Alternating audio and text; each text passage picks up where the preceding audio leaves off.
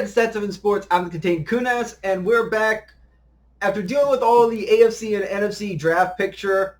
Let's go back to the hometown, go back with our hometown Tigers, and we go with all the 14 LSU Tigers that were drafted in this year's draft. Tied for the most all time with Ohio State, without Ohio State in the first 3 rounds with 10, and tied with Miami all the way back in 2004 with 14 picks total in the total draft.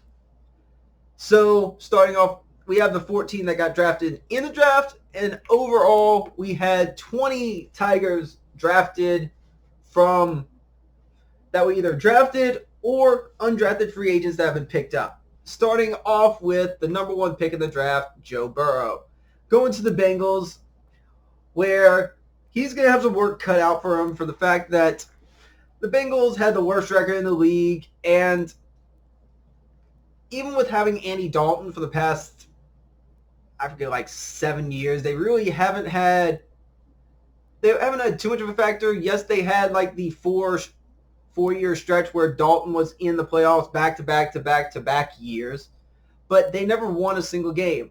And at this point, they've kind of going on a downward spiral towards the ladder of Marvin Lewis's career at Cincinnati and shortly into Zach Taylor's career.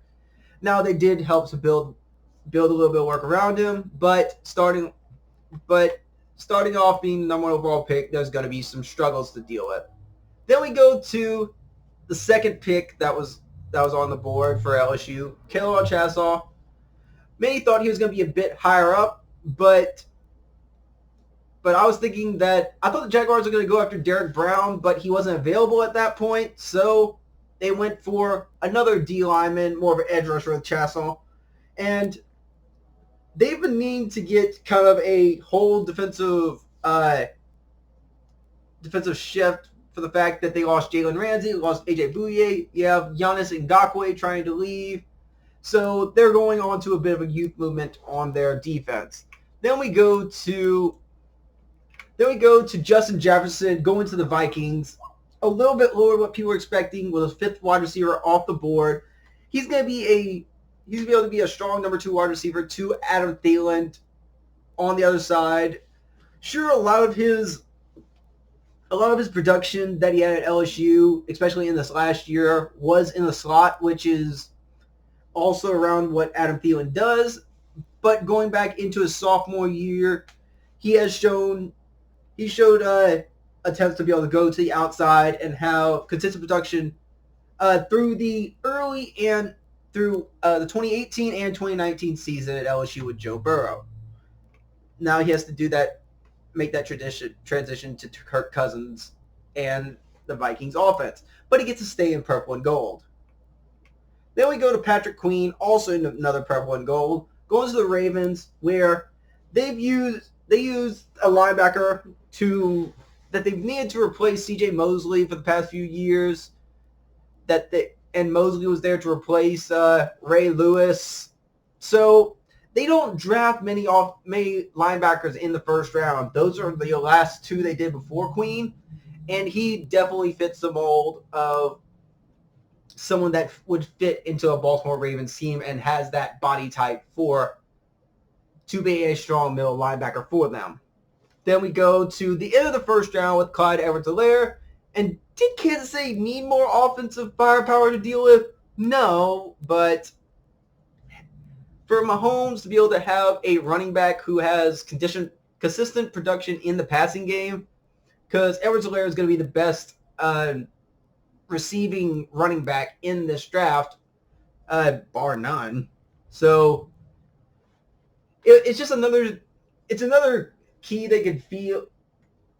It's another cog they could fill for the fact that they have so many places they can go. Why not put another one in a place where they have one strong running back, but you don't really have a complementary back to them. Then we go a little bit of time to go to Grant Delpit, who many thought he was going to be a first-round pick, maybe even the first safety off the board. But he goes to the Browns, where you get a lot of fellow Tigers on the roster. Most of it on the opposite side of the ball, but he ends up joining Greedy Williams of the second-round pick last year. And also with with another second-round corner that dropped, we have Christian Fulton going to Tennessee. Down to 61, late in the second round.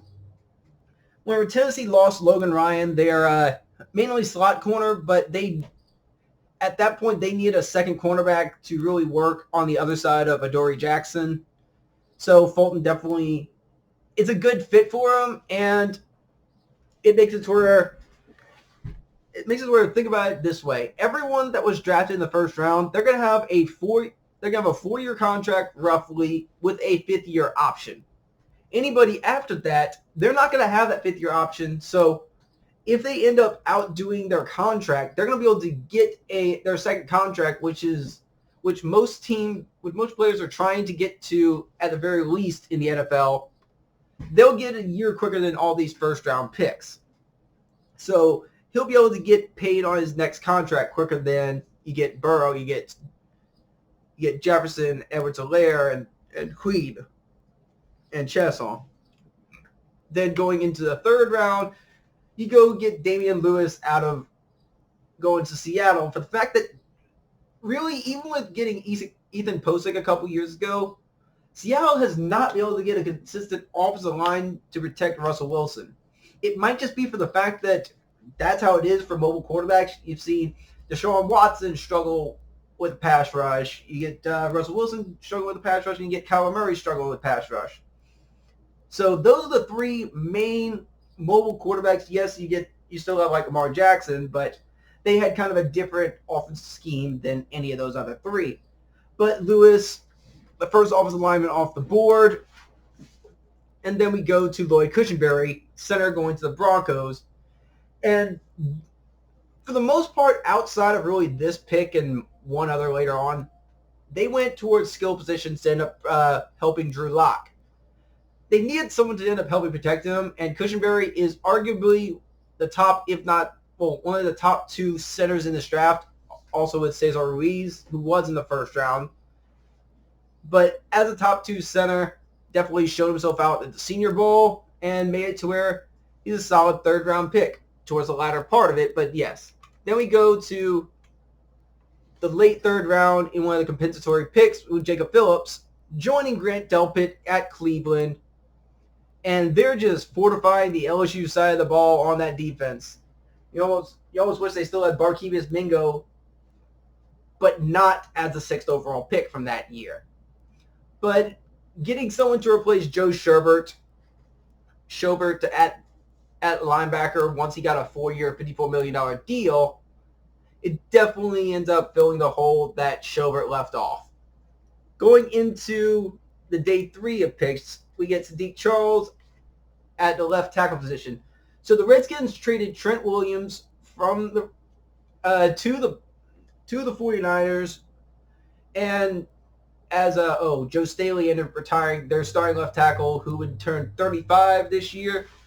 So the Redskins needed someone to replace Trent Williams, as he's been trying to get out, and he held out for a lot of last year. So they needed to get a young left tackle, and despite the character concerns for the fact they ended up missing 6 games last season, he does have the very high potential to be a strong left tackle if he can keep himself out of trouble. Then going on to the next pick of the 4th round, we get Rashard Lawrence going to Arizona. Now, Arizona always seems to be getting some sort of LSU talent, and because they had Matthew, they had Peterson, they had Christian Lockature for a while on the practice squad. But now Arizona is kind of stricken in some of their D-line depth and be able to get kind of a constant push on the run and in the pass game outside of having whenever they had Chandler Jones. Lawrence definitely helps in the middle off of that. Then we go to the only long snapper that was drafted in this one, Blake Ferguson, joining his brother in the AFC East, Reed Ferguson, who is at Buffalo. But I just love some of the stats off of him. He has, anybody who plays D&D or has any idea of those type of games, He has no strength whatsoever, but strong wisdom, strong intelligence, uh, very strong health, and solid dexterity. It's just kind of funny, but we all have you have fun seeing him as the only long snapper drafted in this one. Not the highest one drafted, as they were about as he was about 20 picks away from being the highest long snapper drafted, but you don't get many of them drafted whatsoever. Then we go to the last pick in the that was drafted for LSU, Stephon Sullivan. He's listed as wide receiver here, but he did turn himself into more of a tight end, even though his production really wasn't there that much, especially in LSU's record-breaking season. But getting another target for Russell Wilson definitely helps out, and he is a project guy to either become that strong receiving tight end or a big body wide receiver, depending on where his knee would fill. Because he's 6'6", he's slim for a tight end, but big for a wide receiver. So he can be able to get those jump balls, and Wilson's definitely been known to aim for the dramatics for some of his plays, and Stephon Sullivan actually works out in that vein. So out of that is the 14 players that were drafted on this LSU from this LSU roster. Now you get 6 more that were undrafted, starting off with Adrian McGee being drafted by the Saints. Everyone's probably thrilled the fact that he actually made it. They actually got put on the Saints, as they seem to not want to go after anybody off of LSU rosters, and that irks the fan base, I'm aware, but unfortunately I don't expect him making a roster. And even Will Clapp, the third-year guard center combination, he's gonna have some trouble just for the fact that they kind of bulked up on some of the draft picks with getting Ruiz, and still having McCoy, and still having Nick Easton, and I can go on with a couple others. Then we go on to the second on this list. You get Braden Fajoko, and he went to the Chargers. Now, he was a Texas Tech transfer, and he was definitely the more productive of the 2 Texas Tech transfers in that 2018 season. But we were kind of hoping that someone like Fajoko, or maybe this next person, could have made it to where they could have had 15 overall draft picks and made the absolute record against Ohio State and Miami. But then we get Thaddeus Moss, son of Randy Moss, and he is going to the Redskins. Daddy all happy, yippee-yi-yay. And everyone was thinking that he was going to be probably a 4th or 5th round pick, if not earlier. But for the fact that he had a broken leg that they found out at the combine, definitely probably end up diminishing his draft grade.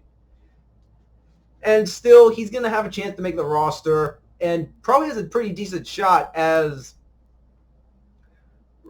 really the only one that really had a position set for them could have been Jordan Reed, but Jordan Reed would always get injured. So the tight end position is going to be open for him. Then we get probably the biggest surprise out of this, to get a undrafted call, Badar Traore. Now, I'm sure no one will be surprised if Traore doesn't end up making the 53-man roster. He was the highest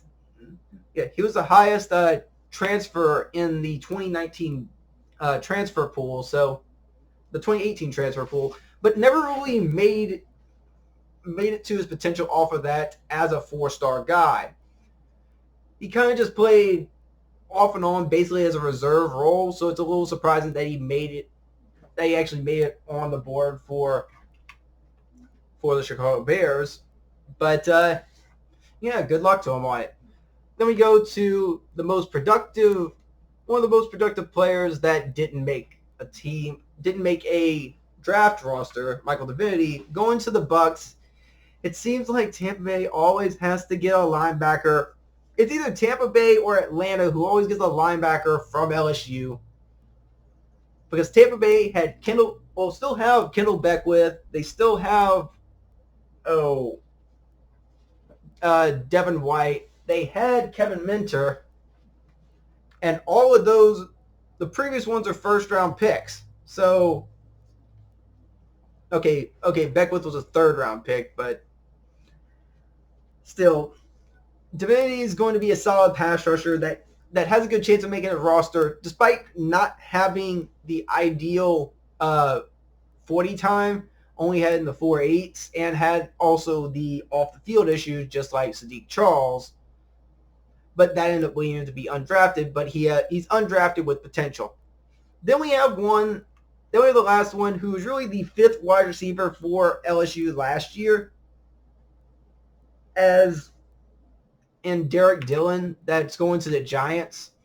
And while he may not make the roster directly as a wide receiver, he is going to be a special teams threat as like a gunner or just a tackling machine off of that. So he will probably make a roster maybe just for his special team efforts. Maybe nothing more, nothing less than that.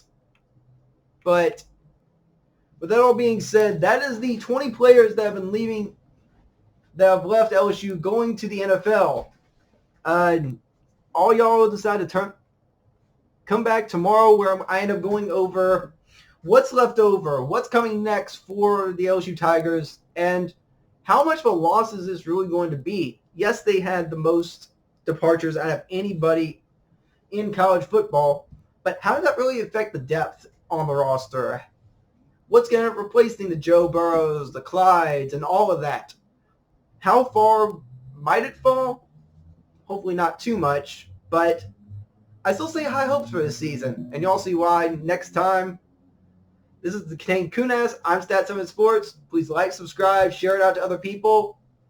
Yeah. Look forward to that video probably tomorrow, and see y'all next time.